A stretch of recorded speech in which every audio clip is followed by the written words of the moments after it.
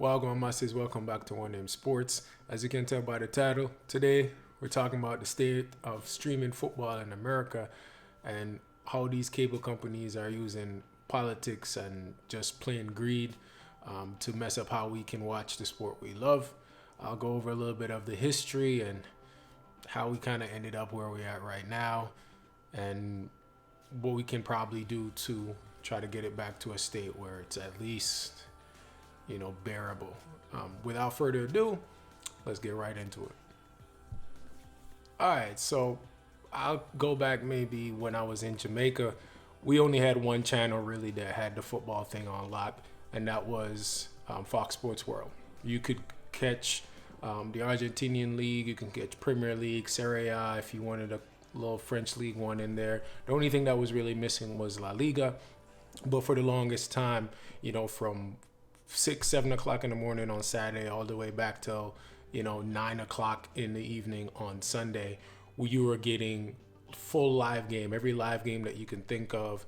You were also getting replays of matches that were simulcast in the evening. You'd get a match of the day at late night. Like, it was constant football. For somebody like me that played and loved the game, the channel was locked. Me and my father locked the thing on the channel, and we didn't have to worry about moving it for the whole day. As the Americans got a little unexpected success in the World Cups, so did the fan base, and so did these cable companies start to realize that, it's profitable. Like, this is really the world's game, and there's a big interest beyond the kindergarten level for fans to watch the game. So these cable companies now started to buy up different licenses in order to show the sports on TV. As we progressed, I say forward a couple years, beIN Sports kind of stepped up. They got a couple licenses. They got some talent as well over from Fox Sports, and they started showing La Liga. So now, between about two channels and ESPN, you're able to catch a Champions League, you're able to catch the Prem, you're able to catch League One, La Liga. We're finally able to consistently see Ronaldo, Messi play on TV and see Champions League games and stuff like that. And, things were good. You had two channels now instead of one, but things were good. You're able to catch everything that you can when you wanted to. And for a football fan like me, I'm coming from Jamaica, where that's prime TV. Everybody, we locked around the box, to now seeing that in America. It was great to see. And then politics. So it started for me, really, with the Champions League. They started splitting the Champions League games over several channels. Champions League grew so much further than what it used to be, and the appeal of it from the players to the fans kind of pushed everything in that direction. But now it was like, you're not getting games on TV. There's no replays anymore. There is, paywalls and stuff like that. And then you had the whole fallout with beIN Sports and these cable providers. beIN Sports didn't want to be a part of the sports backs anymore. And all the major providers said, you're a premium channel, so either you abide by our rules or you're not going to be on any cable network. So that's what happened. I think it's only on Dish at the moment, which, it's super limited. So La Liga is gone. French League One is gone. Then Fox Sports, that changed to FS1, loses the Premier League and loses the Champions League. So Champions League now is on TNT with BR, and the Premier League is on NBCSN. And we're like, all right, the Fox Sports to NBCSN is just a different channel. We weren't really too upset about that. But then it started to become like a little game. It was like, NBCSN, we have the games, but if you want to see the extra games or the games we can't show on TV, we're going to put it behind a paywall. And again, it was a situation where, honestly, before you probably weren't going to see the game anyway.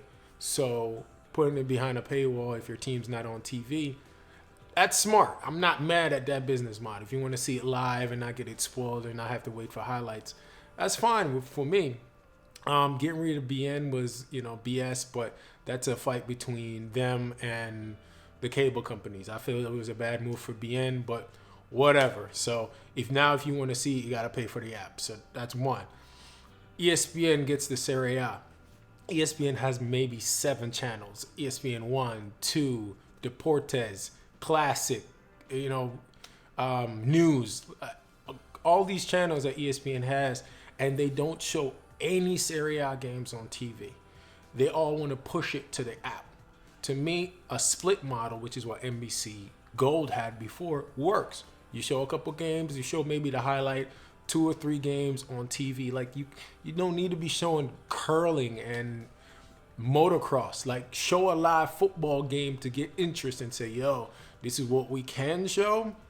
But if you check the app, we have everything else. Like it should be a partnership, not, exclusivity over here. But then, for them, they're looking at the cord cutters. Moving from there now, we're at where we're at this season. This season, NBC decided, well, it wasn't really decided. NBC had games that they were showing on TV. We had 2 apps so far. I'll get back to that. But NBC had, the regular NBC had their regular TV show app, and NBC Sports had NBC Sports Gold, which was for the football mainly. I'm not going to talk about the other sports they show on there, but it's really the football. So smartly, they decided, hey, instead of having 2 apps, we're going to fuse it. We're going to put the football on our singular app, and we're going to rename it. It's now Peacock. The problem with Peacock is they're pushing it so hard that they're taking away the games from TV. They had an entire event. They built an entire fan base. They did it better than any channel did before with their MyPL mornings. You have the social media interaction. You have, people sending in pictures of their kids, their dogs in, team gear and scarves and shirts and stuff like that. And you had fans tweeting in, and you had celebrities and everybody showing their allegiances. They even started holding events where they're going to these cities and they're watching the games with the fans, and you're having competitions and stuff like that. It became such a huge thing. I was upset that I missed their event in Miami because I was out of town at the time, but I definitely wanted to do that. I didn't expect it to be probably the last event that was going to happen. Like, it's so insane. Like, they canceled something that was so good to put it behind a paywall, and not even in a smart way. They got my money with NBC Gold because they were showing the games on TV, but maybe, one good game is happening, or what was expected to be a good game on TV with a big team, but the more exciting game is on the app. So what I'll do, pop up the iPad, go on my NBC Gold, and watch the other game at the same time. It worked for me. They were getting my money doing that, but they want to push this Peacock app so much that now they're like, no, it's either you go on the app or you don't see it on TV. The first full weekend of the Premier League season, you had 2 games out of 10 on your channel. Woke up Saturday morning, what did I see? Someone's on a Peloton pedaling in full gear. Seriously? What is that about? That makes no sense. So now, guess what? Online, instead of MyPL Morning, it's Boycott Peacock.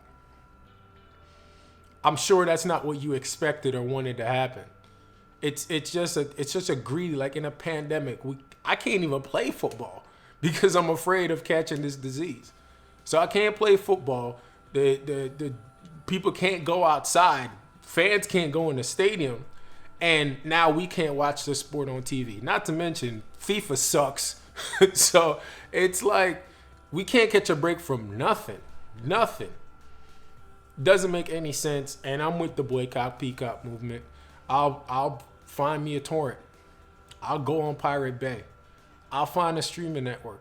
I'll wait for the highlights, which also doesn't make any sense. Why would you put the highlights up straight to YouTube? You don't own YouTube. That doesn't make any sense. I understand, like, either way, if you do or you don't, it's just going to end up on YouTube anyway. But do you understand how idiotic y'all are?